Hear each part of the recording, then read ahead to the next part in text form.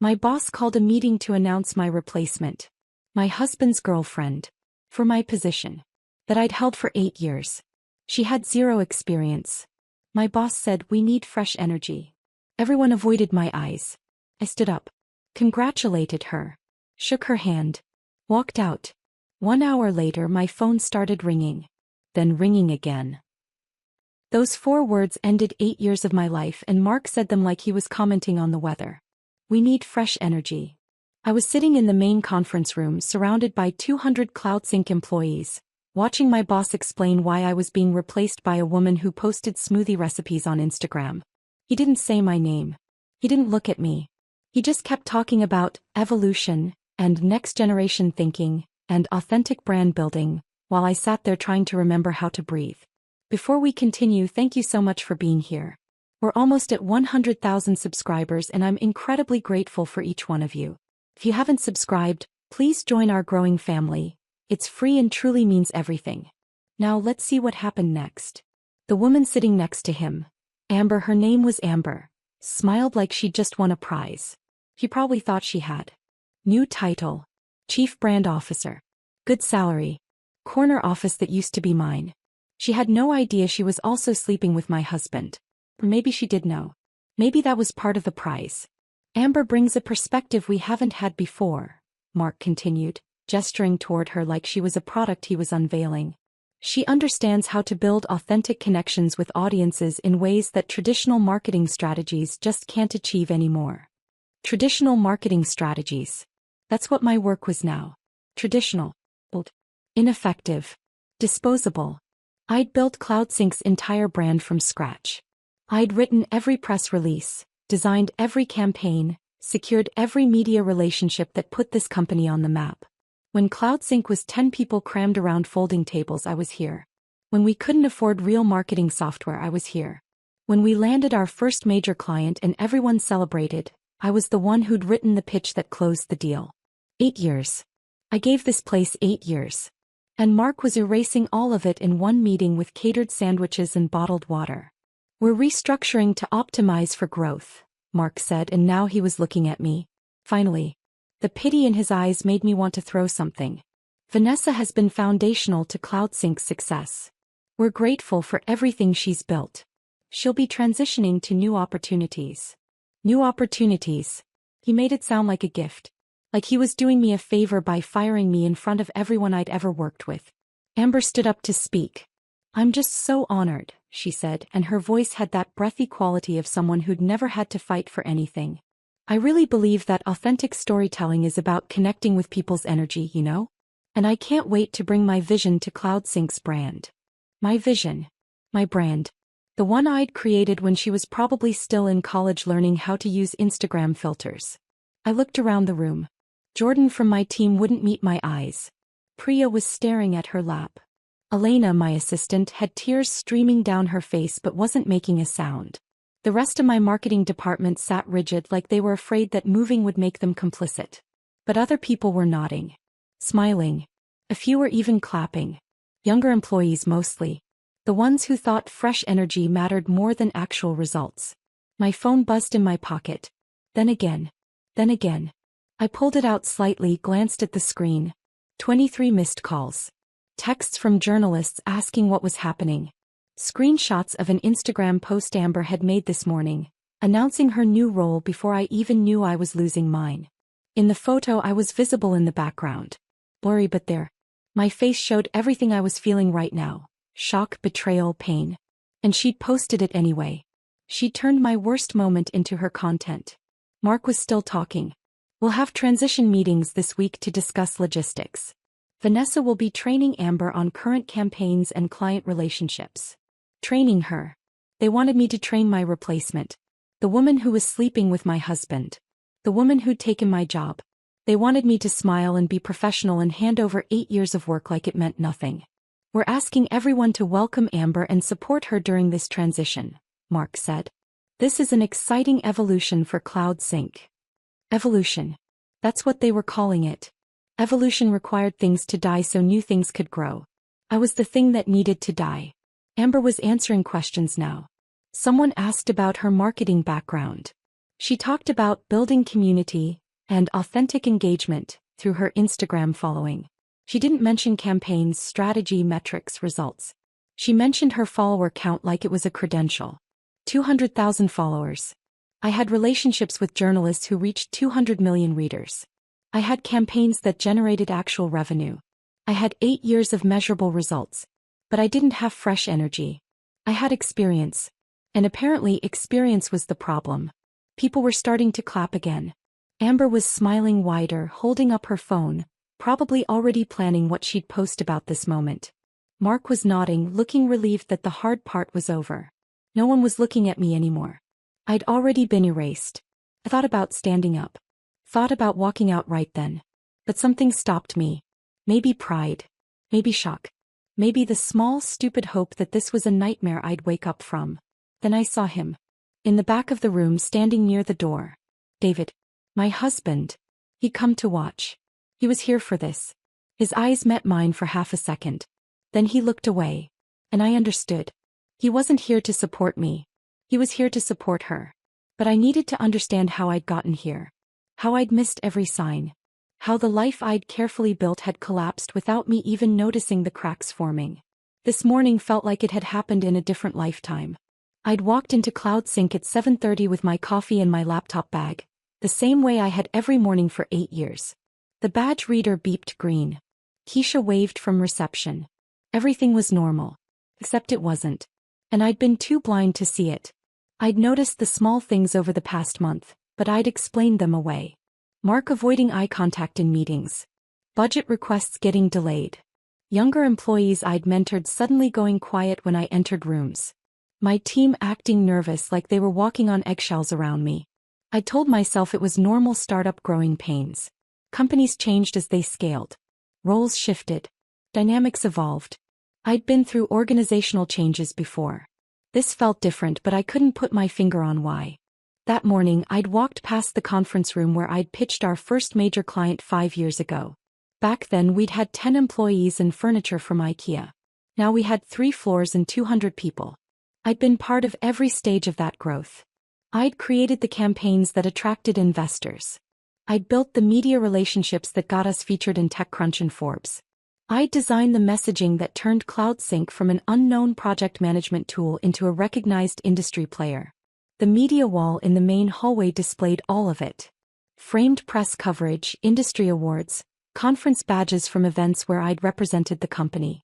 I'd walked past that wall every day feeling proud of what we'd built together. I didn't know Mark had already decided none of it mattered anymore. I'd stopped at Jordan's desk that morning. He was one of my best hires, a junior copywriter I'd taken a chance on 3 years ago when other companies wouldn't interview him. Now he led our entire content strategy. Morning, I'd said. Ready for the all-hands meeting? He'd looked up and his face had done something strange. Not quite guilt. Not quite fear. Something in between. Yeah. Should be interesting. Do you know what it's about? Mark didn't say. He'd looked back at his computer screen too quickly. I should have pushed. Should have asked why he looked so uncomfortable.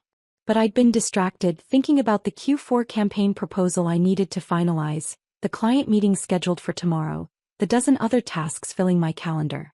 I'd been so focused on doing my job that I didn't notice my job was already gone. Elena, my assistant, had been waiting at my office door when I arrived. She'd worked with me for 4 years. I knew her kids' names, her husband's job, her mother's health struggles. We'd celebrated promotions and survived crises together. He was more than an assistant. He was family. Morning, I'd said, unlocking my office. What's on the agenda today? She'd hesitated. Just for a second. The all-hands meeting at noon. Mark wants everyone there. Do you know what it's about? Another hesitation. He said it's important company news. I'd assumed it was the Series C funding announcement. We'd been working toward it for months. I'd created the entire investor deck. Spent weeks perfecting every slide, every message, every data point. This felt like the natural celebration of that work. I'd been so stupid. At 11:30, I'd gathered my things and headed toward the main conference room. The hallway was crowded with people moving in the same direction, but nobody was talking. Usually before these meetings there was energy. Speculation about what Mark would announce. Jokes about how long he'd talk. Small conversations about weekend plans or project updates. That day everyone walked in silence. And when I passed them they looked away. I'd taken my usual seat, third row center, and pulled out my phone while waiting for the meeting to start. That's when I'd seen the notifications. 23 missed calls. 47 text messages. All from the past hour. Rachel Chin, the tech journalist I'd worked with for 5 years. Vanessa, what is happening? Is this real? Jennifer Wu, marketing director at a competing company. Call me. Something's wrong. Tim Rodriguez from our PR firm. We need to talk ASAP. My heart had started racing. I'd open the next message. It was a screenshot. An Instagram post from someone named Amber Hayes, posted an hour ago. The photo showed a young woman standing in CloudSync's lobby, holding up her phone in a selfie. She was grinning and the caption read, "New role alert. Chief Brand Officer at CloudSync. When you believe in yourself, the universe delivers." Chief Brand Officer. My role. My company. My lobby. And in the background of her photo, slightly out of focus, was me. Walking past. My face visible for just a moment, showing confusion and pain I hadn't even known I was feeling yet. She'd posted my humiliation before I'd even experienced it. Then Mark had walked in with Amber beside him and my entire world had started falling apart in real time. The meeting wrapped up. Mark thanked everyone for their flexibility during this transition. People started standing, gathering their things, moving toward the catered lunch like nothing had happened. I sat completely still. Around me, my team was trying to figure out what to say. Elena touched my shoulder. "Vanessa." I stood up. My legs felt shaky but held. I walked to the front of the room where Amber was talking to Mark, laughing about something, completely comfortable in a space I'd built. "Congratulations," I said. My voice came out steady. Strong even. Amber turned, surprised. Up close she looked even younger. Mid-20s maybe. Barely old enough to understand what a career really meant. "Oh, thank you." She extended her hand. I shook it. Her grip was weak. "I'm really excited to learn from everything you've built." Learn from everything I'd built. While taking everything I'd built. "I'm sure you'll do great," I said. The lie tasted like metal. Then I turned to Mark. "I'll get my things." I walked out of the conference room. Down the hallway. Past my office with my name still on the door. Past the wall of press coverage I'd earned. Past the break room where I'd stayed until midnight designing our original logo. The logo that was now plastered all over Amber's Instagram feed. Past Keisha at reception who was crying quietly into her hands. I walked through the lobby, pushed open the glass doors, crossed the parking garage, got in my car. I started the engine. My hands were shaking. I drove 3 miles to a coffee shop I'd never been to before, parked in the back corner of the lot and turned off my phone. And sat in complete silence while my entire life dissolved around me. I didn't cry. I couldn't. The shock was too complete. I just sat there staring at the dashboard trying to understand what had just happened. 8 years. 8 years of my life. Early mornings and late nights. Weekends spent perfecting campaigns. Holidays working on crisis management. Birthdays celebrated at my desk because launches couldn't wait. Family dinners cut short because clients needed responses. Date nights canceled because emergencies demanded attention. I'd given CloudSync everything. And they'd replaced me with an Instagram influencer who posted smoothie recipes and motivational quotes. Fresh energy. That's what Mark had said. We need fresh energy. I'd built the entire foundation. But foundations weren't exciting anymore. They wanted something shiny and new. They wanted someone who understood authentic connection, even if she didn't understand strategy, metrics, or results. They wanted someone young enough to make them feel innovative. And apparently, someone young enough to sleep with my husband was even better. After an hour, I finally turned my phone back on. The notifications exploded across my screen. 53 missed calls now. 72 text messages. Emails flooding in from journalists, colleagues, former clients, people I hadn't talked to in years. Everyone was asking the same question. What happened? I didn't have an answer yet.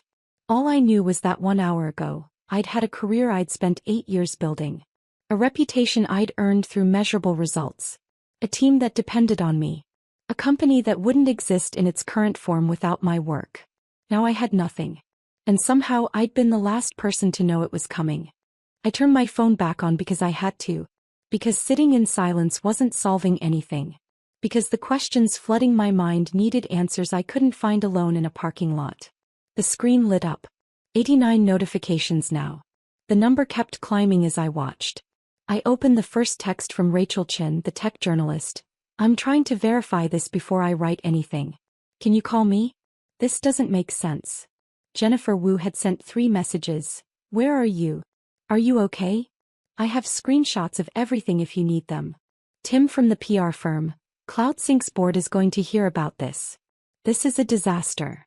I scrolled through message after message. Former colleagues expressing shock. Industry contacts asking if the Instagram post was real.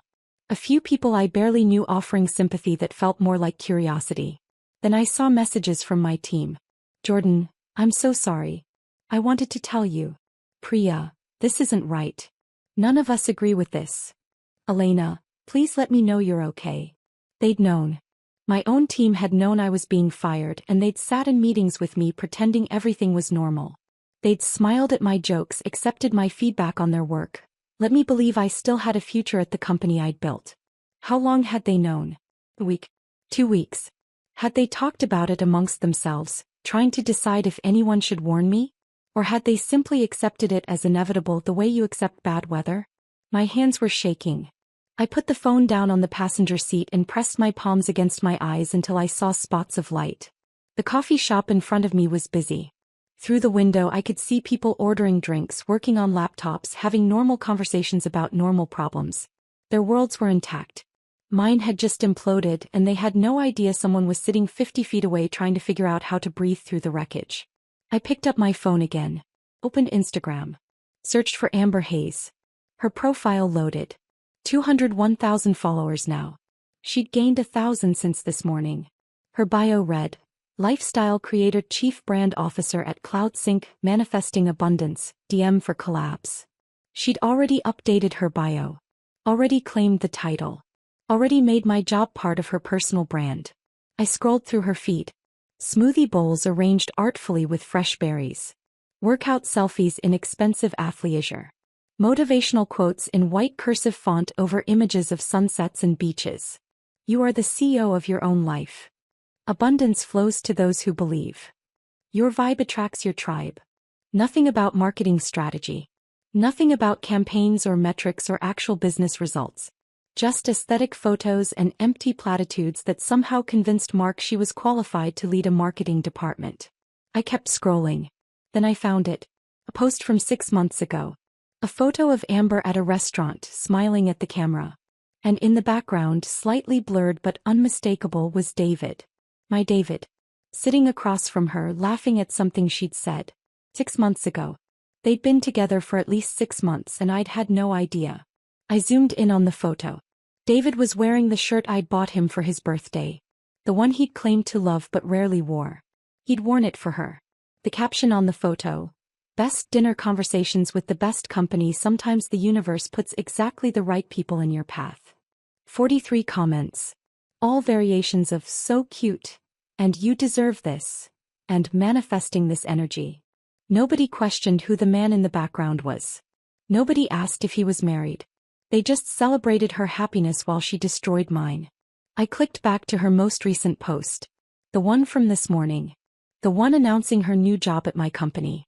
The photo showed her in CloudSync's lobby, phone held high, grinning like she'd just won an award. And there I was in the background. Blurry but visible. My face showed everything.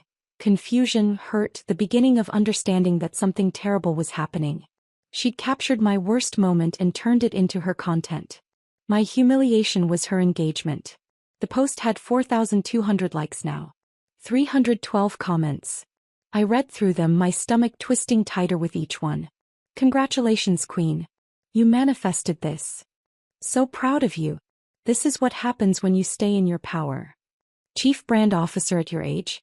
You're literally goals. A few comments were different. Wait, who's the woman in the back? This feels uncomfortable. Did someone just lose their job? But most people didn't care. They just saw a young woman celebrating success and they celebrated with her.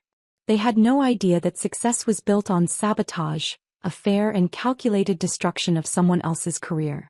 One comment made me stop scrolling. It was from a username I didn't recognize. That's Vanessa Mitchell. She built CloudSync's entire brand. This is messed up. Someone knew. Someone in that sea of congratulations understood what was actually happening. I clicked on the username. The profile was private, but the bio said, Tech Marketing Professional. Seattle. Someone in my industry. Someone who knew my work. Someone who saw this for what it was. It was a small thing. One comment among hundreds. But it mattered. Because for the first time since walking out of that conference room, I felt like I wasn't completely alone. My phone rang. Mark calling. I stared at his name on the screen, feeling nothing but cold emptiness where anger should have been. I didn't answer. He called again immediately. Then a text. Vanessa, we need to discuss transition logistics. Please call me back. Transition logistics. He wanted to talk about how smoothly he could erase me. How quickly I could train my replacement. How professionally I could pretend this hadn't just destroyed everything I'd worked for. Another text came through. This one from HR. Hi Vanessa, we have your severance package ready for review. Can you come in tomorrow at 9 a.m. to discuss details? Severance package. Ready for review. They'd prepared everything before telling me. They'd had lawyers draft papers, HR calculate payments, Mark rehearse his speech, all while I sat in meetings thinking my job was secure. The betrayal wasn't just that they'd fired me. It was the premeditation. The planning. The careful choreography designed to make my removal look inevitable and mutual when it was neither. I thought about the past month. The strange signals I'd dismissed. Mark avoiding eye contact. Budget delays. Excluded meetings. My team acting nervous. HR's repeated rescheduling of our role evolution discussion. They'd been planning this the entire time. And I'd explained away every warning sign, too focused on doing my job to notice my job was already gone. Another call. David this time. I answered without thinking. What? Vanessa. His voice was careful, like he was talking to someone unstable. I heard what happened. Are you okay? You heard what happened. I laughed and it came out sharp and bitter. You heard. Like you weren't there. Like you didn't help make it happen. Silence on the other end. Then, I know you're upset. I saw you, David. In the back of the conference room. You came to watch. More silence. I thought it would be better if I was there. For support. Support. The word felt absurd. You were there to support her. Your girlfriend. The woman who just took my job. She's not my... He stopped. Caught in the lie. It's complicated. It's actually very simple. You've been sleeping with her for at least 6 months. You helped her get hired at my company. You orchestrated my professional destruction so you could what? Afford to leave me? Feel less guilty? I'm trying to understand the logic here. That's not what happened.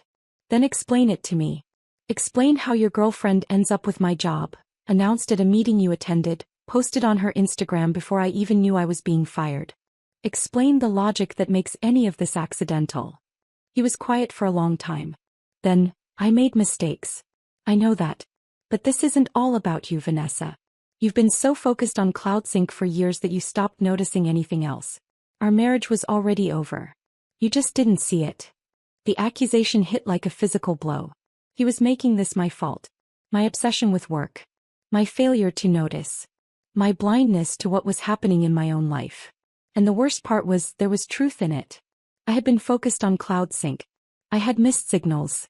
I had let my marriage deteriorate while I chased campaigns and press coverage and the validation that came from professional success. But I hadn't destroyed us. I hadn't lied. I hadn't betrayed. I hadn't systematically dismantled someone else's life to make room for mine. You're right, I said quietly. I didn't see it. I didn't see that my husband was capable of this level of cruelty. I didn't see that the person I'd been married to for 19 years would help destroy my career to cover up his affair. I missed a lot of things, David. But you made sure I would. Vanessa. I hung up. The phone rang again immediately. I turned it off completely this time. Pulled the battery out so it couldn't turn back on. I sat in that parking lot for another hour watching people come and go from the coffee shop, living their normal lives while mine fell apart. Then I started the car and drove home. To the house David and I had bought together 12 years ago. To the place that was supposed to be safe but now felt like just another space I was about to lose. I needed to talk to Mia. I needed to figure out what she'd meant in her text. I needed to understand how much my daughter had known while I walked through my life completely oblivious to the disaster unfolding around me. Mia was sitting on the front steps when I pulled into the driveway. She shouldn't have been home. It was only 2:30 on a Wednesday. School didn't end until 3:15 and she usually stayed late for debate practice. But there she was, backpack slumped beside her, knees pulled to her chest, face buried in her arms. I turned off the engine and sat there for a moment watching her through the windshield. My 17-year-old daughter, who used to tell me everything, who used to run to me with every problem and triumph, now looked like she was carrying the weight of something too heavy for her shoulders. She looked up when she heard the car door close. Her eyes were red and swollen. Mascara tracked down her cheeks in dark smudges. She'd been crying for a while. "Mom," she said, and her voice cracked on the single word. I walked up the steps and sat down beside her. The concrete was cold through my slacks. "Why aren't you at school?" "I couldn't stay. After I saw." She stopped, fresh tears spilling over. "I'm so sorry. I should have told you." My chest tightened. "Told me what?" She wiped her face with her sleeve, smearing the mascara worse. "Can we go inside? Please?" We went into the house. The same house we'd lived in for 12 years. The same kitchen where we'd had 1,000 normal conversations. Everything looked exactly the same as it had this morning, but nothing felt the same. I made tea neither of us would drink. We sat at the kitchen table and Mia stared at her hands like she couldn't bear to look at me. "Mia, whatever it is, just tell me." She took a shaky breath. "Dad's been lying to you. About everything. And I knew. I've known for months and I didn't tell you and I hate myself for it." The words landed like physical blows, even though part of me already knew what was coming. "How long have you known?" "Since June. 6 months." Her voice was barely above a whisper. I found texts on his iPad. I was borrowing it for a school project and messages kept popping up. From someone named Amber. They were. She stopped, her face crumpling. "They were together, Mom. Like really together." The messages were. I can't even say what they said. June. 6 months ago. David and I had celebrated our anniversary in June. He'd taken me to dinner at the restaurant where we'd had our first date. He'd held my hand across the table and told me he was grateful for our life together. And the entire time he'd been texting another woman. Planning a future that didn't include me. "You confronted him?" Mia nodded miserably. "The next day. I showed him what I'd found. I was so angry. I told him he had to tell you or I would." "What did he say?" "He begged me not to. He said it wasn't what it looked like, that he was ending it, that telling you would destroy our family. He made me promise to give him time to figure things out." Tears were streaming down her face now. "He said if I told you, it would be my fault if you guys got divorced. That you'd been through so much stress at work and this would break you. He made it sound like telling you would hurt you worse than keeping quiet." I felt something crack inside my chest. "Mia, listen to me. None of this is your fault. You were put in an impossible position. But I should have told you. I kept waiting for him to end it like he promised, but he never did. It just got worse. He was on the phone with her all the time. Late at night. In the garage. In his car. And I had to watch you trust him. Watch you believe him when he said he was working late or had client dinners. I felt like I was lying to you every single day. You were protecting yourself. That's what kids do when adults force them to keep secrets they shouldn't have to keep. But then today," her voice broke completely. "Today I saw it on Instagram. Her post. With you in the background looking so hurt. And I realized everyone was going to know and you didn't even know, and it was because I kept his secret." I reached across the table and took her hand. "You are not responsible for what your father did. Or what happened at my job today. Do you understand me?" She squeezed my hand so hard it hurt. "There's more. Something you need to hear." "More?" She pulled out her phone with her free hand, fingers shaking as she scrolled through her recordings. "Last Tuesday. Dad was in the garage on the phone. I don't even know why I recorded it. I just felt like I needed proof that I wasn't crazy. That this was really happening." She pressed play. David's voice came through the speaker, clear and casual. "Mark owes me. I've sent him 3 major clients this year. He'll do this. Then a woman's voice I didn't recognize but knew had to be Amber. But what about Vanessa? Won't she be upset? David laughed. Actually laughed. Don't worry about her. Mark's already looking to make changes. He's been talking about bringing in younger leadership for months. I'm just giving him the solution he didn't know he needed. You'll get the title, the salary, everything. And when she finds out about us? She won't. Not until it doesn't matter anymore. By then you'll be established at CloudSync and we can deal with the fallout on our terms. This way we both get what we need. Amber's voice again, lighter now. You're terrible. I'm practical. I'm fixing two problems at once.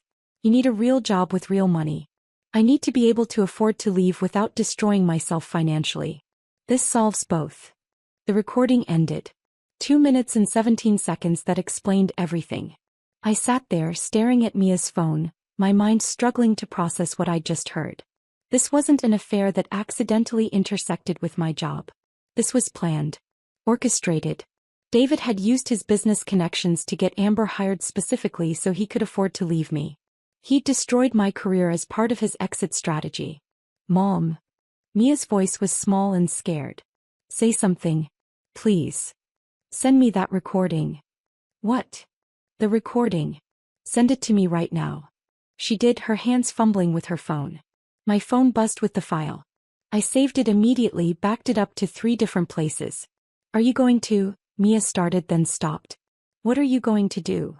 I didn't answer because I didn't know yet. My mind was racing, connecting pieces I'd been too blind or too trusting to see before. David's company sent referrals to CloudSync. That's how tech sales worked. Everyone networked, everyone traded leads. But that networking created leverage. David had leverage over Mark. He'd used that leverage to get Amber hired. And I'd been so focused on my own work, so confident in my value to the company, that I'd never seen it coming. Mark hadn't just decided I was too old or too traditional. David had positioned me that way.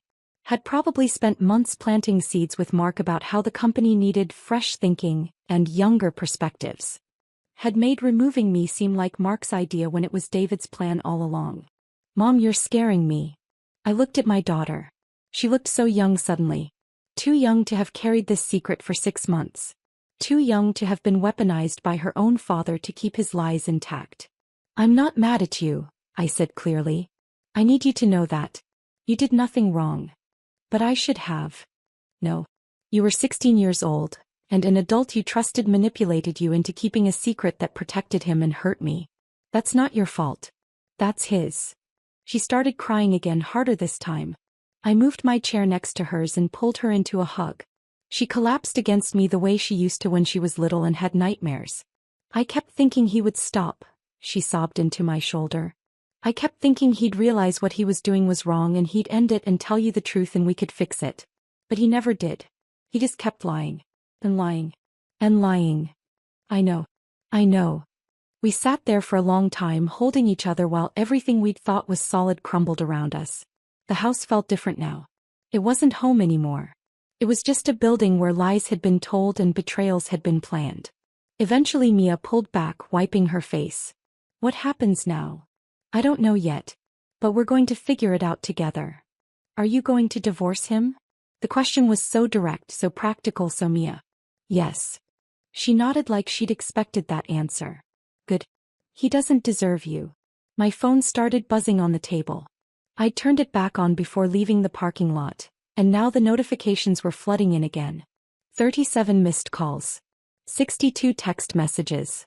I picked it up and started scrolling. More messages from journalists. More from colleagues. Several from Mark, each one more urgent than the last. 3 from HR about scheduling my transition meeting. Then I saw one from Jennifer Wu. Call me now. Amber is posting videos of CloudSync's office and there's confidential information visible. This is a disaster. I opened Instagram. Searched Amber's profile. She'd posted 4 more times since the announcement this morning. The first was a getting ready for my first day video filmed in what looked like an expensive apartment. Designer clothes laid out on a white bed. Makeup products arranged on a marble counter. Her voice narrating, first day as chief brand officer. I still can't believe this is real. Manifesting really works, you guys. The second was a photo of her standing in CloudSync's lobby, same location as this morning's post, but this time giving a peace sign. Caption: walking into my new office like I own the place. Because I kind of do. The third was what Jennifer had warned me about. A video tour of the office. Amber walking through CloudSync's floors, narrating cheerfully about the amazing space and incredible energy. But she didn't know what she was filming. Didn't know or didn't care. She panned across a conference room where our product development team had left documents on the whiteboard. Documents marked internal only, showing our Q4 product roadmap. Features we hadn't announced yet. Release dates. Pricing strategies. Everything our competitors would love to know.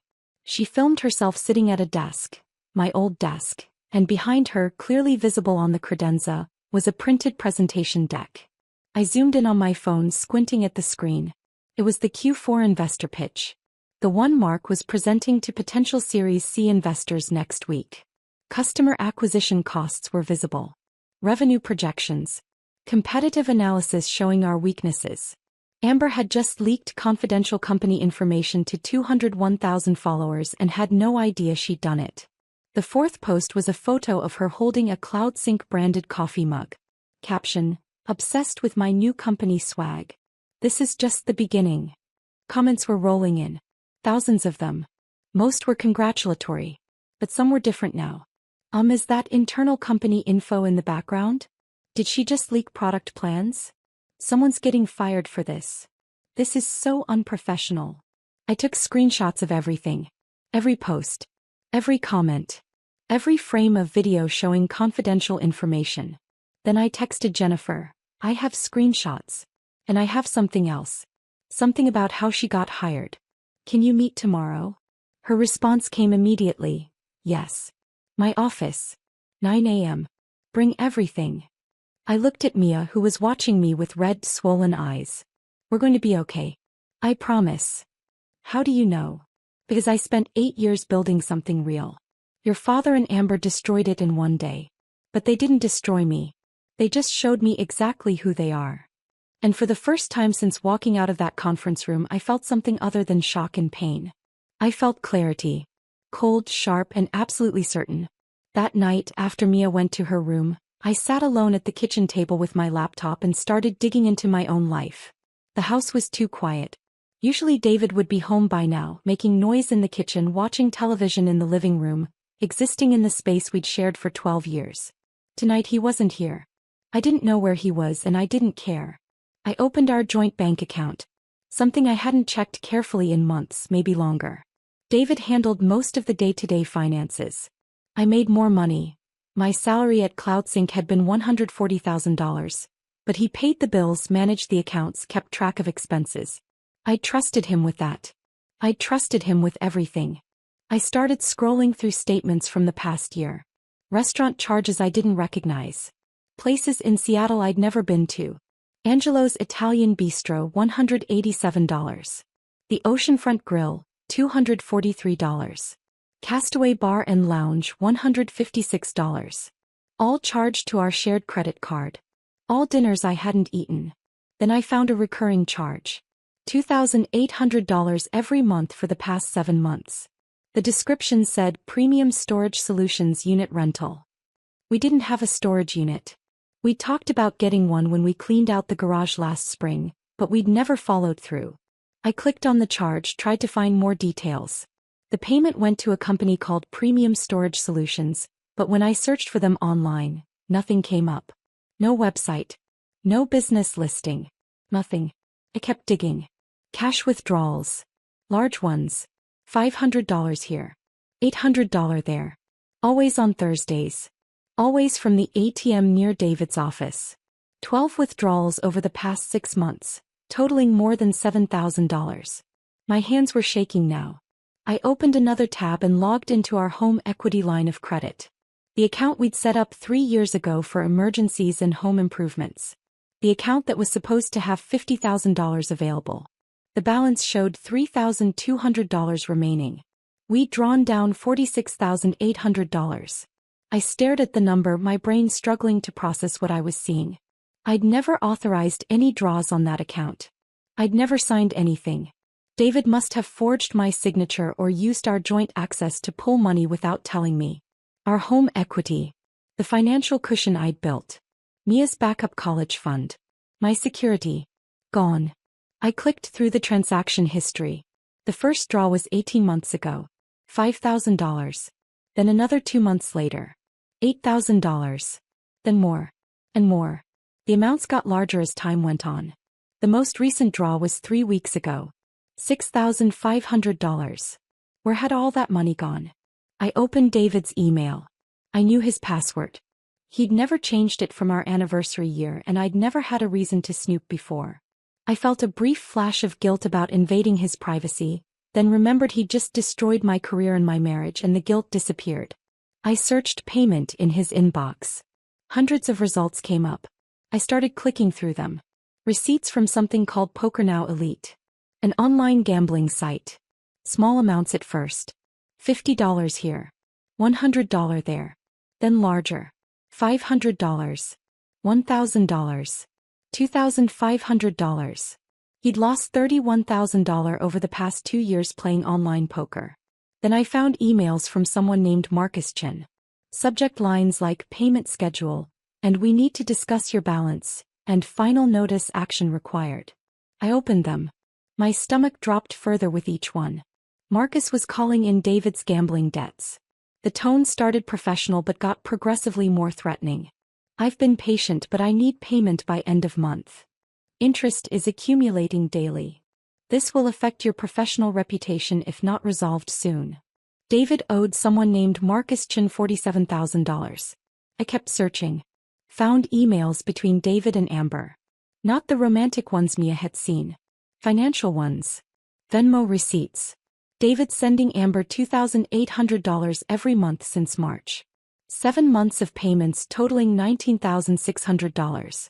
The same amount as our storage unit charges. He'd been paying her rent. With our money. While planning to get her hired at my company. There were other payments too. Furniture for her apartment. A car repair. Her phone bill. Parking tickets. David had been funding her entire life with money from our home equity line while systematically destroying my career. I sat back from the laptop feeling sick. The scope of the deception was staggering. This wasn't just an affair. It was financial fraud. It was theft. It was calculated and sustained and completely deliberate. Then I found something that made everything worse. An email from 3 months ago. Marcus Chin to David. Subject line, proposal. I opened it. David, I have a solution that benefits both of us. I've been consulting with tech startups for the past few years, helping them optimize growth strategies. CloudSync is exactly the kind of company I'm targeting for my next engagement. If you can get Mark to meet with me and consider bringing me on as an advisor, I'll reduce your debt by $15,000. I need a foothold in a solid Series B company. CloudSync is perfect. Let me know if you can make this happen. David's response. I can make that happen. I have leverage with Mark through client referrals. Let me work on it. Another email 2 months later. Marcus, how's it going with the CloudSync connection? David, better than expected. Mark is concerned about marketing effectiveness. I've been planting seeds about needing younger leadership with social media expertise. I think I can get Amber hired there, which would position you perfectly. Once she's established, you come in as a growth consultant. Mark will trust the recommendation because it comes through internal channels. Marcus, and Amber is on board? David, she doesn't need to know the full picture. She just knows I'm helping her get a job that pays well. Once she's in, you make your move. My debt gets cleared, you get your consulting gig, everyone wins. Marcus, except your wife. David, my wife will be fine. She's talented. She'll land somewhere else. And honestly, our marriage has been over for a while. This just accelerates the inevitable. I read the emails 3 times. Then I read them again. Each time they got worse. Marcus Chin wasn't just a debt collector. He was running some kind of corporate infiltration scheme. He got people into debt, then leveraged that debt to get access to companies. David wasn't just cheating on me and destroying my career. He was helping a con artist infiltrate CloudSync. I searched Marcus Chin online. His LinkedIn profile listed him as an independent business consultant specializing in growth strategy and operational optimization for emerging tech companies. I dug deeper. Found a Reddit thread from 2 years ago. A startup founder warning others about a consultant who'd extracted proprietary information and then disappeared before the company collapsed. The consultant's name wasn't mentioned, but the description matched. Another article from a tech blog about a startup that suffered a data breach and was acquired at a fire sale price shortly after bringing on a mysterious growth advisor. No names, but the timeline matched Marcus's LinkedIn employment history. He was a corporate saboteur. He infiltrated companies, extracted valuable information, then either sold it to competitors or positioned himself for acquisition payouts. And David had just helped him get access to CloudSync. Amber was the entry point. Too naive or too self-absorbed to realize she was being used. David was the facilitator, trading my career and his integrity to clear his gambling debts. And I was the obstacle who'd been surgically removed to make the whole scheme work. I closed the laptop and sat in the dark kitchen, my mind working through everything I'd discovered. David hadn't just betrayed me personally. He'd committed fraud against our family finances. He'd enabled corporate espionage. He'd destroyed my career not because he'd fallen in love with someone else, but because he needed me gone to make his schemes work. Mark had been so desperate for his Series C funding, so convinced that younger leadership would attract investors, that he'd never questioned why David was suddenly so interested in CloudSync's hiring practices. They'd all used each other. David used Mark's desperation. Marcus used David's debt. Amber used her relationship with David. And I was the one who paid the price for all of it. My phone buzzed. A text from David: "We need to talk. I'm staying at a hotel tonight, but we should meet tomorrow." I stared at his message. He thought he could control the narrative. Thought he could explain this away, make it sound reasonable, position himself as the victim of circumstance rather than the architect of destruction. He had no idea what I knew. What I'd found. What Mia had given me. I didn't respond. Instead, I opened a new document on my laptop and started organizing everything. Bank statements showing the drained home equity line. Receipts showing payments to Amber. Emails showing the Marcus Chin scheme. Screenshots of Amber's Instagram posts leaking confidential information. Mia's recording of David discussing the plan. I created folders. Made copies. Backed everything up to 3 different cloud storage accounts. I didn't know exactly what I was going to do with all this information yet. But I knew I needed it protected. I knew I needed leverage. Because the only thing worse than being destroyed is being destroyed and having no way to prove what happened. Around midnight, I finally stood up from the table. My back ached from sitting so long. My eyes burned from staring at screens. My head throbbed with information overload. I walked upstairs and checked on Mia. She was asleep, finally, her face still puffy from crying. I stood in her doorway for a long moment, watching her breathe, feeling rage on her behalf that her father had weaponized her love and loyalty against both of us. Then I went to my own bedroom. The bedroom I'd shared with David for 12 years. I looked at his side of the bed, his nightstand, his dresser with his clothes still in it, and felt absolutely nothing. Not anger. Not grief. Not even hatred. Just a cold, clear certainty that I was done being the person things happened to. Starting tomorrow, I was going to be the person who made things happen. I woke up at 5 a.m. Thursday morning with absolute clarity about what I needed to do. The rage from last night had crystallized into something more useful. Something strategic. I'd spent years building marketing campaigns, understanding audience psychology, knowing exactly how to position information for maximum impact. Those skills didn't disappear just because I'd lost my job. I made coffee and opened my laptop at the kitchen table before the sun came up. Started making a list of everyone I needed to contact. Not to complain. Not to vent. But to carefully, deliberately rebuild my professional foundation while documenting everything that had happened. First call went to Rachel Chin, the tech journalist. She answered on the second ring, her voice alert despite the early hour. "Vanessa, I've been hoping you'd call. Are you okay?" "I'm fine. I need to give you a statement before you write anything." "Of course. Go ahead." I kept my voice steady, professional. "I'm grateful for my 8 years at CloudSync and proud of what we built together. The company is evolving and I'm confident in their direction moving forward. I'm excited to explore new opportunities in fractional marketing leadership and consulting. Silence on the other end. Then, that's very diplomatic. But off the record, what actually happened? Off the record, I was replaced by someone with no marketing experience who's currently leaking confidential company information on Instagram. But on the record, I'm taking the high road. Rachel laughed, but it wasn't a happy sound. I saw those posts. Half the tech community is talking about them. The girlfriend angle is making it worse. I'm not commenting on that. Smart. For what it's worth, everyone I've talked to thinks CloudSync made a massive mistake. Mistakes have consequences. I'm just making sure I'm not around when those consequences hit. After we hung up, I called Jennifer Wu. She picked up immediately. Finally. I've been worried sick. Are you coming in this morning? Yes. 9 o'clock, your office. I have everything you asked for. Good. Bring the screenshots, bring the recording, bring whatever else you found. We need to talk strategy. Next, I updated my LinkedIn profile. Changed my headline to Marketing Leader Available for Fractional CMO Engagements, specializing in brand strategy and growth marketing. I didn't mention CloudSync in the headline. Didn't need to. My entire profile showed 8 years of results. Press coverage. Campaign metrics. Boards. Client testimonials. The work spoke for itself. I posted a brief update. After 8 years of building CloudSync's brand from the ground up, I'm excited to start a new chapter focusing on fractional CMO work. Looking forward to helping multiple companies benefit from strategic marketing leadership. Open to conversations with organizations that value experience and measurable results. Professional. Positive. No bitterness. No drama. Within an hour, I had responses.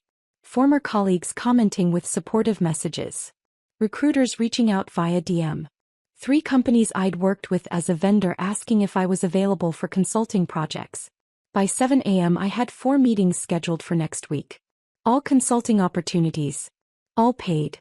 None of them requiring me to sit in an office and pretend to respect people who'd betrayed me. Mia came downstairs around 7:30, eyes still puffy but her face set with determination. She'd showered and dressed for school, but I could see the weight she was still carrying. Mom? Are you okay? I'm better than okay. I'm taking control. She sat down across from me at the table. What does that mean? It means I spent 8 years building something valuable. That value doesn't disappear just because one company was too short-sighted to see it.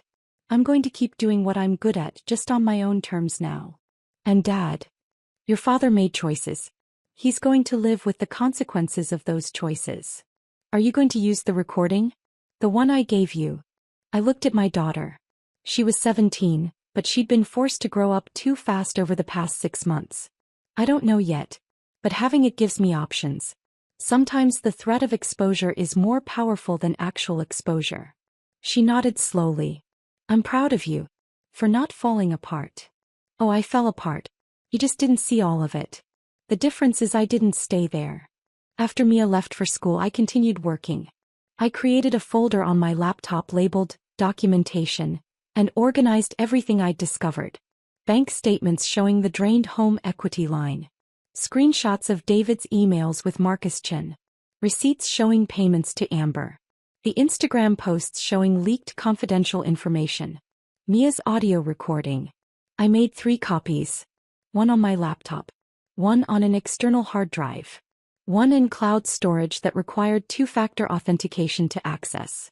Then I printed physical copies of everything and stored them in a locked filing cabinet in my home office. The office David never entered because he claimed my work stuff was too boring. Around 8:30, I drove to Jennifer Wu's office across town. She worked at TechVision, one of CloudSync's main competitors. We'd been friends for 6 years, meeting at industry conferences and staying in touch through occasional coffee meetings and professional advice exchanges. Her office was in a modern building in South Lake Union. Glass walls, open floor plan, the kind of workspace that screamed, "We're innovative," while actually being fairly standard for Seattle tech companies. Jennifer was waiting in a small conference room with coffee and bagels she knew I wouldn't eat. She took one look at my face and hugged me hard. "I'm so angry for you," she said. "This is beyond unprofessional. It's sabotage." I sat down and pulled out my laptop. "It's worse than sabotage. It's a coordinated scheme involving gambling debts, corporate infiltration and fraud. Her eyes widened as I walked her through everything. The Marcus Chin emails. The drained home equity line. David's gambling debts. The plan to get Marcus positioned as an advisor at CloudSync. This is insane, she said when I finished. This is like corporate espionage movie plot insane. It's real. And CloudSync has no idea what's coming. Are you going to warn them? I hesitated. This was the question I'd been wrestling with all morning. I don't know. Part of me wants to watch them burn for what they did. But another part remembers that there are good people there. People I hired. People I trained. They don't deserve to be collateral damage in Marcus's scheme. What does your lawyer say? I don't have a lawyer yet. That's this afternoon's project. Jennifer pulled out her phone. I'm texting you the name of the lawyer I used for my divorce. She's sharp, she's tough, and she doesn't mess around. Tell her I sent you. Thank you. Now, let's talk about work. Real work. Are you serious about fractional CMO consulting? Completely serious. I need income, I need flexibility, and I need to not be dependent on any one company ever again. Jennifer smiled. Good. Because I have 3 companies that need exactly what you offer. They're all Series A or Series B startups. They need strategic marketing leadership but can't afford or don't want a full-time executive. You'd work maybe 15 to 20 hours a week per company. Set your own schedule. Charge consulting rates instead of salary. What's the pay? For 3 companies at 20 hours each? You'd clear $180,000 annually. More than your CloudSync salary. And you'd have autonomy they could never give you. I sat back in my chair processing this. That's actually perfect. I know. I've been doing it for 2 years. It's the best decision I ever made. No office politics. No organizational drama.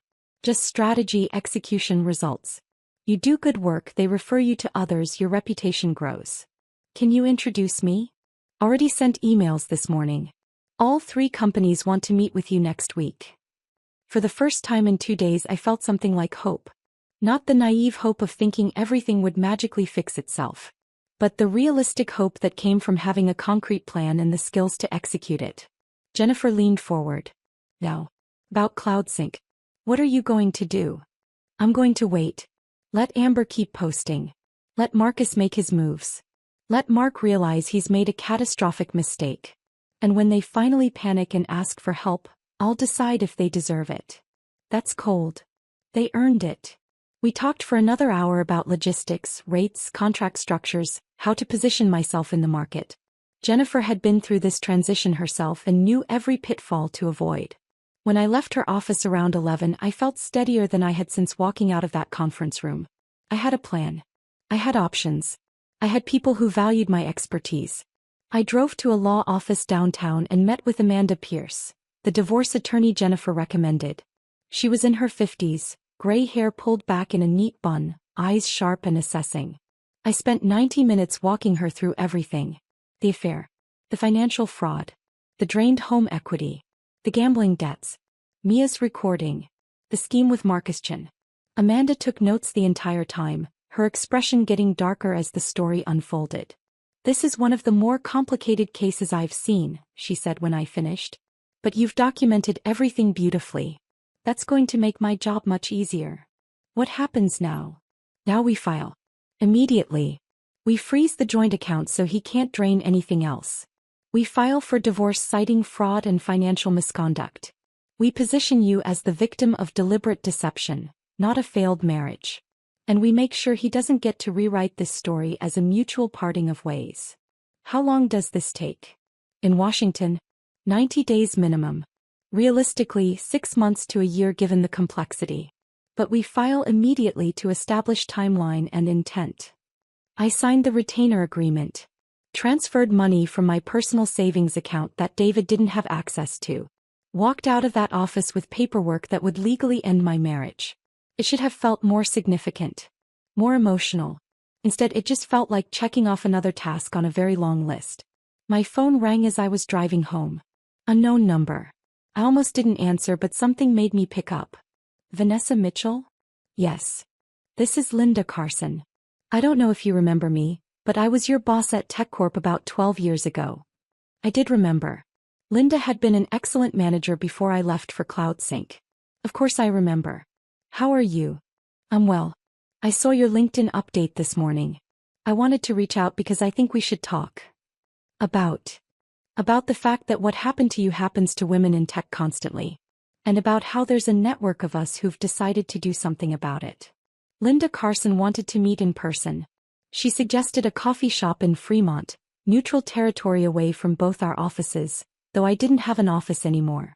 I arrived 15 minutes early, ordered coffee I didn't drink, and sat by the window watching people pass by on the sidewalk. Normal people living normal lives. Going to jobs where they felt secure. Coming home to partners who hadn't destroyed them. Linda walked in at exactly 2 o'clock. She looked the same as I remembered. Sharp gray suit, confident stride, the kind of presence that made junior employees straighten their posture. But her expression was softer than it used to be. Less corporate armor, more genuine warmth. Vanessa. She hugged me before sitting down. You look good. Tired but good. I'm surviving. You're doing more than surviving. I've been watching your LinkedIn activity. 4 consulting meetings scheduled already. That's not survival. That's strategy. I managed a small smile. Old habits. Linda pulled out her laptop and opened it between us. I want to show you something. It's a network I've been building for the past 3 years. Women in tech, mostly over 40, all of whom have been pushed out of companies they helped build. We call ourselves the Collective. She turned the screen toward me. It showed a private website with profiles of about 20 women. Marketing directors, CTOs, operations managers, product leads. All with impressive credentials. All marked as available for fractional executive work. We're not a formal company, Linda explained. We're a referral network. When a startup or established company needs executive-level expertise but can't afford or doesn't want a full-time hire, they come to us. We match them with the right person. Everyone sets their own rates, their own hours, their own terms. How does it work financially? You contract directly with the client. We just facilitate the introduction. No placement fees, no commission. The only requirement is that if you get work through the Collective, you refer other opportunities back to the network when you can. I scrolled through the profiles. Every woman had a story similar to mine written between the lines of their professional accomplishments. Decades of experience. Proven results. Suddenly deemed not the right fit for companies they'd built. Why are you telling me this? Linda closed the laptop. Because what happened to you is going to keep happening unless we create alternative structures. The tech industry is addicted to youth. They think innovation requires inexperience. They're wrong, but they won't figure that out until they've burned through enough talented people. In the meantime, we need to survive. This is how we survive. The 3 companies you mentioned. They're through this network. Yes. All startups between Series A and Series C. All need strategic marketing leadership. All specifically asked for someone with real experience because they've already tried the fresh energy approach and it didn't work. Something loosened in my chest. When can I start? Next week. I'll send you the contracts this afternoon. But Vanessa. Linda's expression turned serious. You need to know that doing this work well requires letting go of what happened at CloudSync. Not forgetting. Not forgiving. But letting go enough that you can focus on building something new instead of dwelling on what you lost. I'm not dwelling. You're documenting everything. Jennifer told me. Linda held up her hand before I could protest. I'm not saying it's wrong. I did the same thing when I got pushed out of my VP role 8 years ago. I had folders full of evidence, emails, proof of my value. You know what I did with it? What? Nothing. Because I realized the evidence didn't matter. They didn't fire me because I was incompetent. They fired me because keeping me around made them feel old. No amount of proof was going to change that. So I stopped trying to prove my worth to people who'd already decided I didn't have any, and I started proving it to people who were actually looking. Her words hit harder than I expected. Because she was right. I'd been so focused on documenting David's betrayal, Amber's incompetence, Marcus's scheme, that I'd barely started actually rebuilding. What happened to the evidence? The folders. Linda smiled. Still have them. Backed up in 3 places. Because sometimes knowing you have leverage is enough. You don't have to use it. You just have to know it's there if you need it. We talked for another hour about the collective, about fractional work, about how to position myself in the market. Linda had been through exactly what I was experiencing. She understood the specific pain of being erased by people you trusted. When we finally stood to leave, she handed me her business card. Call me if you need anything. And Vanessa, you're going to be fine. Better than fine. This is going to be the best professional decision you never wanted to make. I drove home feeling something I hadn't felt in days. Not happiness exactly. Not relief. But possibility. The sense that there was a path forward that didn't require me to destroy anyone or prove anything. I could just build something new. Mia was home when I arrived, sitting at the kitchen table doing homework. She looked up when I walked in. Mom, Dad's been calling. I know. I've been ignoring him. He wants to talk. He keeps saying you're being unreasonable. I set my bag down and sat across from her. What do you think? Am I being unreasonable? She considered the question seriously. I think you're being smart. He wants to control the narrative. If you talk to him, he'll try to make this all sound reasonable. Like he had no choice. Like you share the blame somehow. When did you get so wise? When I spent 6 months watching an adult lie to everyone and realizing I never want to be that person. She paused. Are you going to talk to him eventually? Eventually. When I'm ready. When I have all my pieces in place. What pieces? I thought about the divorce papers Amanda was filing. The consulting contracts Linda was sending. The documentation folder on my laptop with evidence of everything David had done. The network of women who understood exactly what I was going through. The pieces that mean I'm walking into that conversation from a position of strength, not desperation. My phone buzzed. A text from an unknown number. This is Tim from CloudSync's PR firm. We have a situation. Can you call me? It's urgent. I showed Mia the text. What do you think this is about? Amber probably did something else stupid. Called Tim. He answered on the first ring, his voice strained. Vanessa. Thank God. We need your help. With what? Amber posted another video. This one's worse. She filmed a strategy session where Mark was discussing the Series C pitch.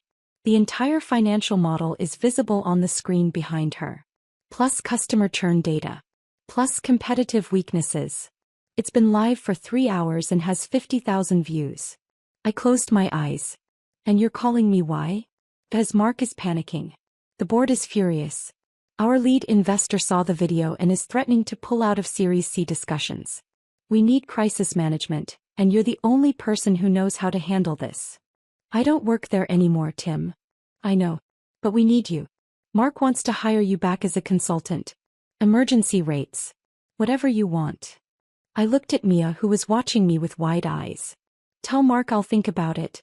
I'll have an answer for him Monday. Monday. Vanessa, this is happening now. Monday, Tim.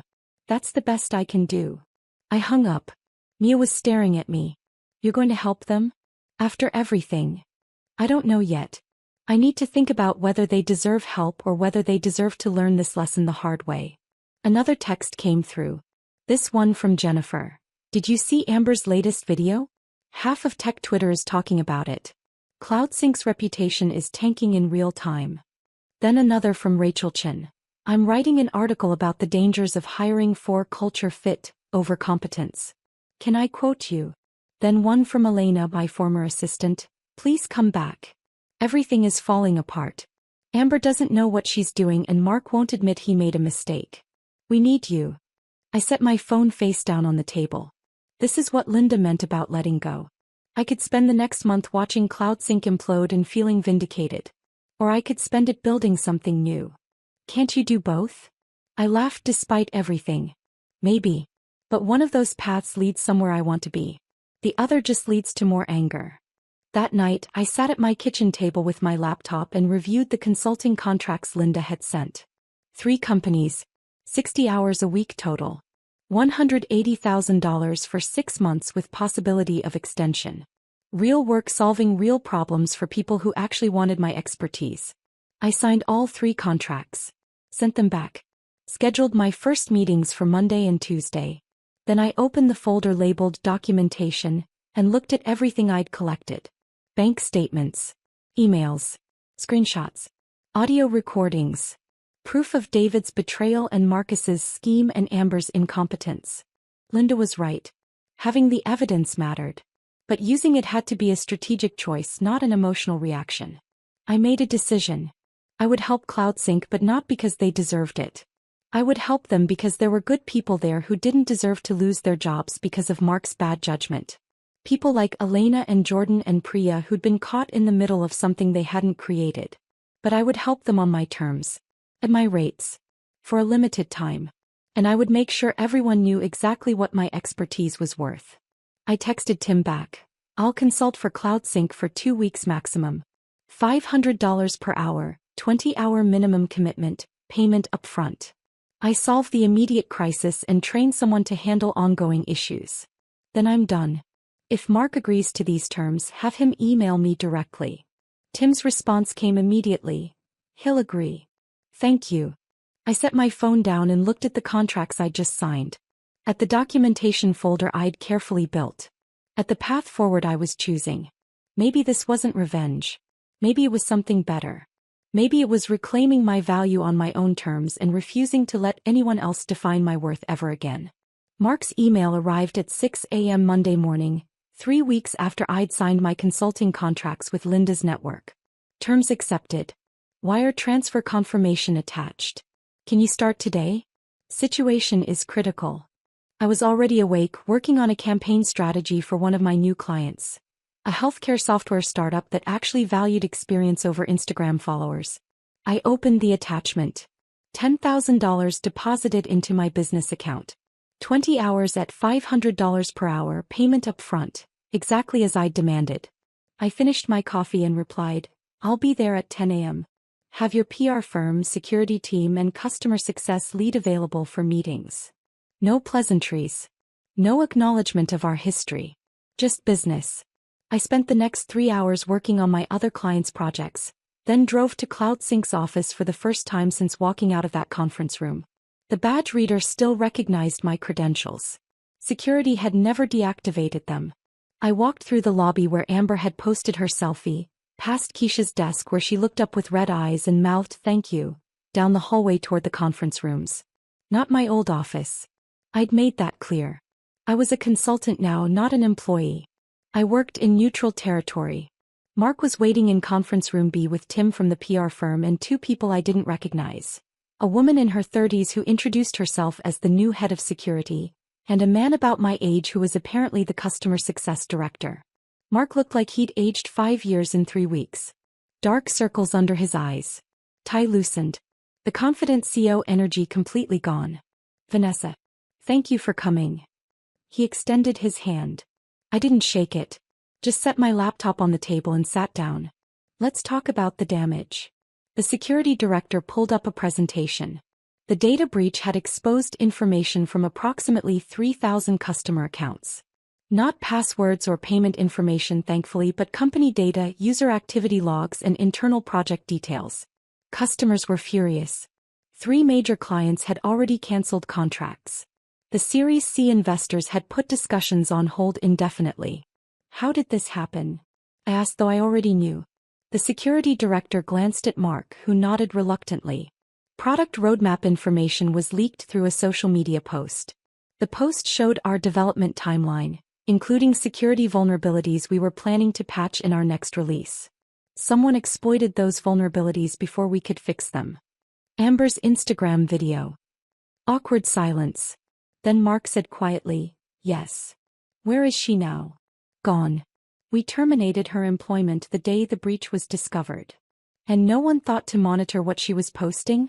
No one reviewed her content before she leaked confidential information to 200,000 followers. More silence. Finally, Tim spoke. We assumed she understood basic confidentiality protocols. We were wrong. I wanted to say, I told you so. I wanted to list every warning sign they'd ignored, every red flag they'd dismissed because Amber had fresh energy, and I was too traditional. But that wouldn't solve their current crisis. What do you need from me? Mark leaned forward. Crisis management. Media strategy. Customer retention messaging. We need to rebuild trust, and we need to do it fast. I spent the next 6 hours drafting statements, coaching Mark for media interviews, creating a customer communication plan, and developing a roadmap for rebuilding their reputation. The work was familiar. I'd done crisis management before. But this time felt different because I had no emotional investment in the outcome. I was solving a puzzle, not saving something I'd built. Around 4 p.m., while reviewing system access logs with the security director, I found something interesting. "Who's Marcus Chin?" She pulled up the file. "External consultant. He was here briefly as a growth advisor." "Why? When was he here?" "Started the same day as AM, the former chief brand officer. Left 3 weeks later, right before the breach went public." I looked at the access logs. Marcus had been granted system permissions that gave him access to financial projections, customer data, and internal strategy documents. Things a growth advisor might legitimately need to see. Except he'd downloaded all of it 2 days before the breach was announced. Who approved his access?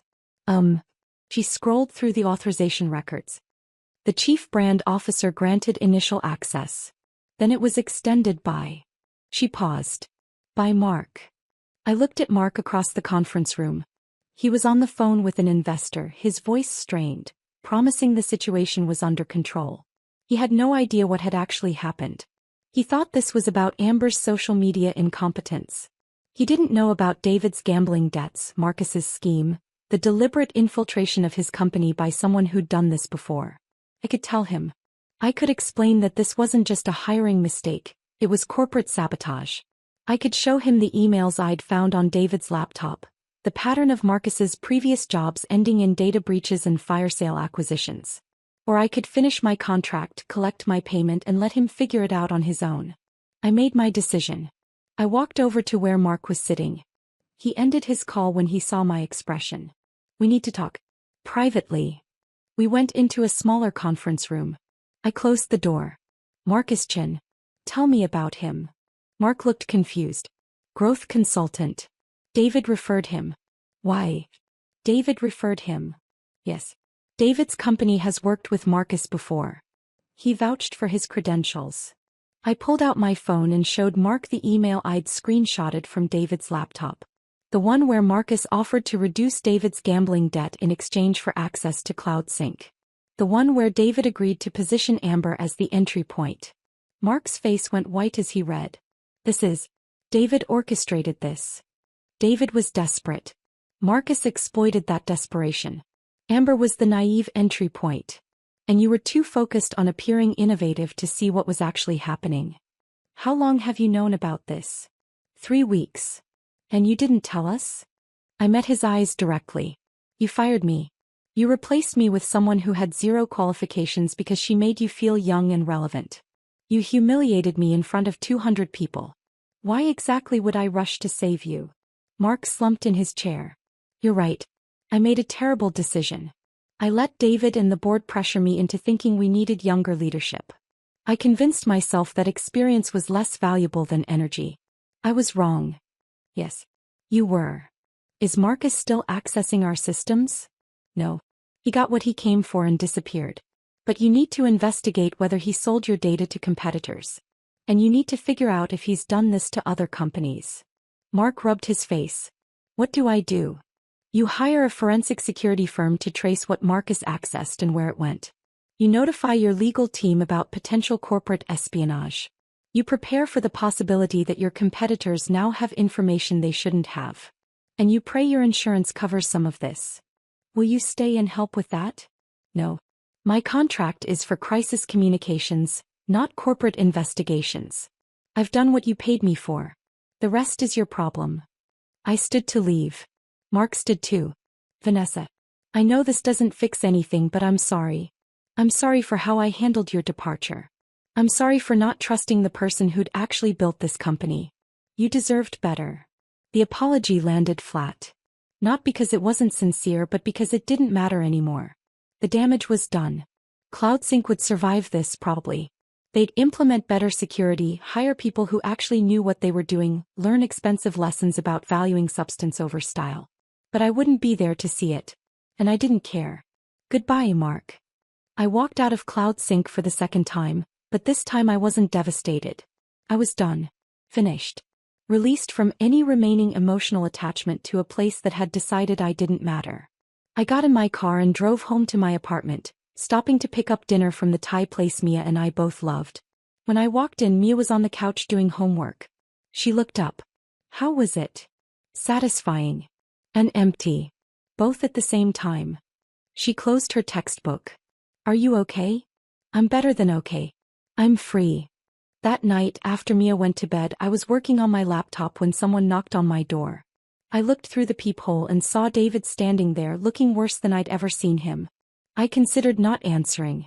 Considered letting him stand there until he gave up and left. But I wanted this conversation. Needed it, actually. The final punctuation mark on a marriage that had died long before either of us admitted it. I opened the door. What do you want? Can we talk? Please. I stepped aside and let him in, but I didn't offer him a seat. We stood in my small living room facing each other like strangers. I lost my job, he said. My company found out I shared client information to help get Amber hired. They fired me for breach of ethics. That's unfortunate. Amber's gone. She broke up with me the same day she got fired from CloudSync. Blocked my number. Moved back to California. Won't return my calls. Also unfortunate. Marcus is threatening me again. The debt's still there. He got what he wanted from CloudSync and now he wants the rest of his money. I don't have it. I don't have anything. I looked at the man I'd been married to for 19 years. The man who'd destroyed my career to fund his girlfriend. The man who'd lied to our daughter and weaponized her love. The man who'd stood in the back of that conference room and watched me get humiliated. I felt nothing. Not anger. Not pity. Just profound indifference. Why are you telling me this? Because I'm sorry. I made terrible choices. I was desperate and stupid and I hurt everyone who mattered. But we've been together 19 years, Vanessa. That has to mean something. It does mean something. It means I wasted 19 years trusting someone who was willing to destroy me to solve his own problems. That's not fair. You were so focused on your career. Don't. I cut him off. Don't you dare make this about my work. You didn't destroy my career because I was too focused on CloudSync. You destroyed it because you needed me out of the way. There's a difference. I walked to my desk and pulled out an envelope. The divorce papers Amanda had prepared. Sign these. I'm keeping the house. You're taking your debt. I'm done. David stared at the papers. You're serious. Completely serious. We can work this out. We can go to counseling. We can. David, you helped a con artist infiltrate my company. You traded my career for your girlfriend's job. You drained our home equity to pay her rent. You made our daughter lie for you for 6 months. There's no working this out. There's just ending it with whatever dignity we have left. He started crying. Actually crying. I didn't mean for it to go this far. I thought I could handle everything. I thought. You thought you could have everything. The affair, the money, the clean exit. You thought you could erase me and rewrite history and no one would hold you accountable. You were wrong. I opened the door. Goodbye, David. He looked at me one more time, searching my face for something. Forgiveness, maybe. Or at least anger. Something that proved I still cared. He found nothing. Because I didn't. He walked out. I closed the door and locked it. And realized I didn't feel triumphant. Didn't feel vindicated. Just tired. And finally, completely free. The divorce papers came back signed 3 weeks after David left my apartment. No contested clauses. No arguments about asset division. He took his debt, I kept the house, and we both walked away from a marriage that had been dead long before either of us admitted it. I didn't feel relief when I opened the envelope. Didn't feel grief either. Just a quiet acknowledgement that this chapter was finished and another one had already begun. By then I'd been working as a fractional CMO for 4 months. The rhythm of it surprised me with how natural it felt. Mondays I worked with a healthcare software startup, helping them refine their messaging for hospital administrators. Tuesdays and Thursdays were for an e-commerce platform targeting small business owners, building their content strategy from scratch. Wednesdays I consulted for a financial services company that needed someone who understood both digital marketing and traditional relationship building. I worked from coffee shops mostly. Sometimes from my apartment when I needed quiet for strategy sessions. Occasionally from co-working spaces when I wanted the energy of other people working around me. I set my own hours. Took Fridays off completely. Started each morning with a run instead of rushing to an office where people would judge my worth by my arrival time. The money was good. Not CloudSync salary but $160,000 annually for about 30 hours of work per week. More than enough, especially without David draining our accounts for poker losses and his girlfriend's rent. I paid off the remaining home equity debt in 4 months. Started rebuilding Mia's college fund. Put money into savings for the first time in years. But the real revelation wasn't financial. It was discovering I actually loved this work in a way I'd never loved the corporate version. Each client got my best thinking without the politics. I solved their specific problems, trained their teams, delivered results and moved on. No office drama. No fighting for budget. No wondering if some executive was going to replace me because I made them feel old. My clients valued experience because they'd already tried the alternative. They'd hired young marketers with big social media followings and watched campaigns fail because enthusiasm couldn't replace strategy. They came to me wanting someone who'd actually built things before, who understood that marketing was about human psychology and business metrics, not just aesthetic content and follower counts. One Tuesday morning in March, 6 months after walking out of CloudSync, I got a LinkedIn message from someone I didn't know. Hi Vanessa. My name is Patricia Moreno. I'm a former CTO who was pushed out of a startup last year for being too technical, when what they really meant was too old. I saw your story through mutual connections. Would you be open to coffee? I think we have a lot to talk about. We met the following week at a cafe in Capitol Hill. Patricia was 56, sharp-eyed. With silver hair she didn't bother dyeing and a directness I appreciated immediately. I got replaced by a 29-year-old who'd never built a development team in his life, she said after we ordered. The board called him a digital transformation expert. His main qualification was that he'd worked at Google for 18 months as a junior engineer. How long did he last? 4 months. Then they came crawling back asking me to consult. I told them my rate was triple what they'd paid me as CTO. They paid it. I laughed. Good for you. The thing is, Patricia continued, this isn't rare. This is everywhere. I know at least a dozen women who've had nearly identical experiences. We're all talented, all have proven track records, all got pushed out for younger, less experienced people. And we're all doing fractional or consulting work now because the corporate world decided we weren't valuable anymore. It's like they think expertise expires after 40.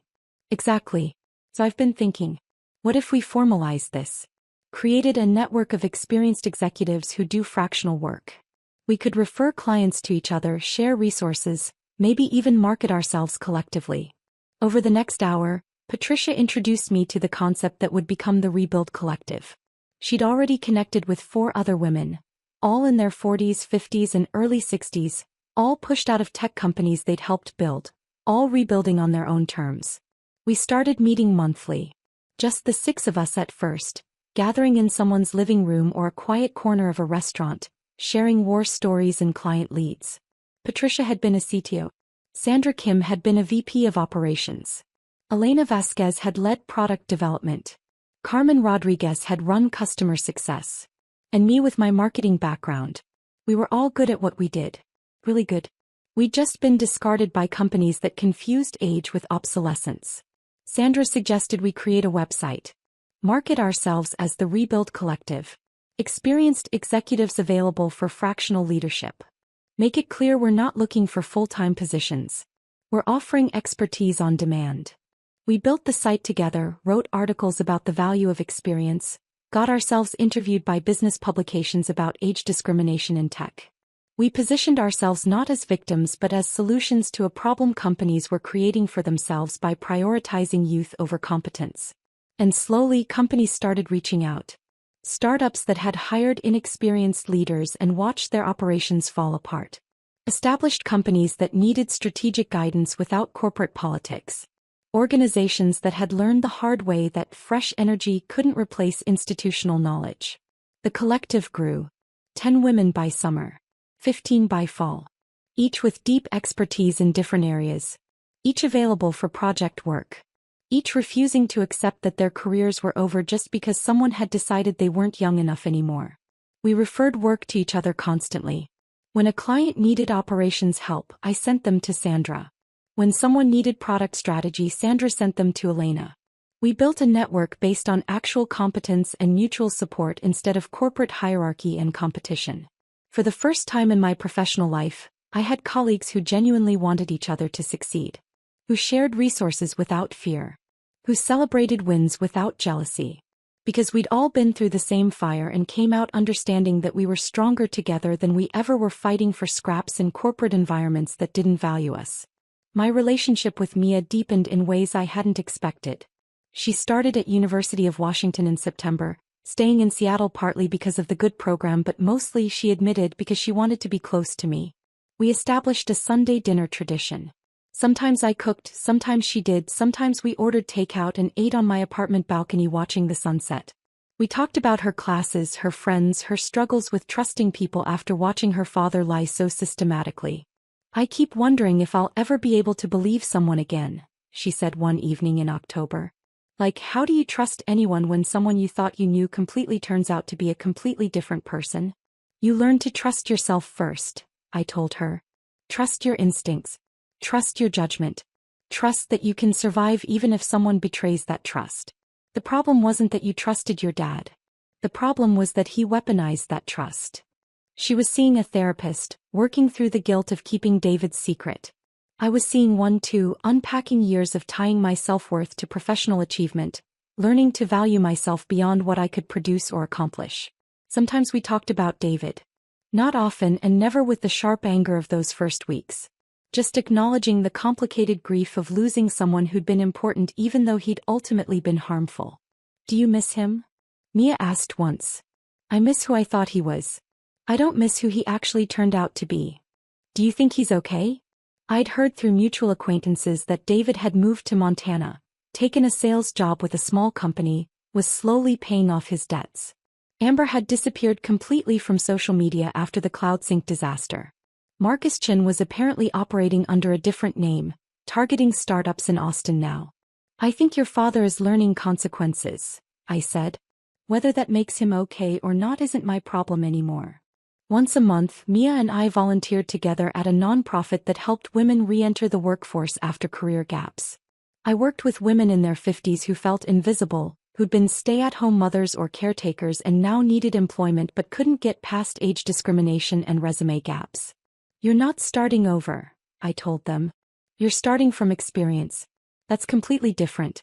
You've managed households, coordinated schedules, solved problems, dealt with crises. Those are leadership skills. You just need to learn how to translate them into language employers understand. Watching Mia listen to these conversations, seeing her grow into someone who valued integrity and resilience over appearances and shortcuts, made everything I'd survived feel purposeful. She was learning what real strength looked like, what rebuilding actually required, what it meant to refuse to let other people define your worth. On a Saturday morning in late November, exactly 1 year after that conference room meeting, I sat in my apartment with coffee and looked at my calendar for the week ahead. Monday, client strategy call at 10, content review at 2. Wednesday, speaking engagement at a tech industry conference about marketing strategy for established companies. Friday, rebuild collective monthly meeting, then dinner with Mia. My divorce was final. My consulting practice was stable and growing. Mia was thriving at school. I had a community of women who understood exactly what I'd been through because they'd survived it too. I'd heard CloudSync was struggling. Mark had stepped down as CEO last month after the Series C funding fell through.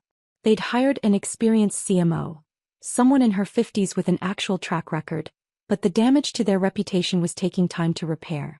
Several key clients hadn't renewed contracts. Employee morale was apparently low. I felt no satisfaction hearing this.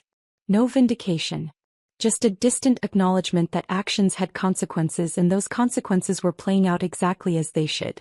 Amber was back to posting smoothie recipes and workout selfies, her brief corporate career apparently forgotten. Her follower count had dropped to 180,000. The comments on her posts occasionally mentioned that CloudSync disaster, but mostly people had moved on to the next influencer, the next drama. David was in Montana and I hoped he was figuring out who he wanted to be without debt and affairs and schemes. I didn't hate him anymore. Didn't think about him much at all. He was someone I used to know who'd made choices that had freed me from a life I'd outgrown without realizing it. I looked at the woman sitting in that coffee shop, the one I'd been a year ago, turning off her phone and sitting in stunned silence while her life dissolved. I wanted to tell her she'd be okay. Better than okay. That losing everything would force her to discover what actually mattered. That the worst betrayal would lead to the most authentic version of herself. But she wouldn't have believed me. She needed to walk through the fire to understand she couldn't be burned. I wasn't the same person who'd walked out of that conference room. I was harder in some ways, less trusting, less naive about corporate loyalty, but softer in others, more present with my daughter, more honest about my needs, more willing to ask for help. I'd stopped needing applause. Stopped needing validation from people who couldn't see my value. Stopped measuring my worth by titles or salaries or how many hours I worked. I'd built something real. Not for a company. Not for a husband. Not for anyone's approval. Just for myself. A life that felt authentic and purposeful and entirely mine. And that, I realized, was worth more than any corner office ever could be. If this story of calculated justice and powerful rebuilding had you rooting for Vanessa from start to finish, hit that like button right now. My favorite part was when Vanessa walked back into CloudSync as a consultant charging $500 per hour, making them pay for the expertise they thought they could replace. What was your favorite moment? Drop it in the comments below. Don't miss more empowering stories of women who refuse to stay down. Subscribe and hit that notification bell so you never miss an upload.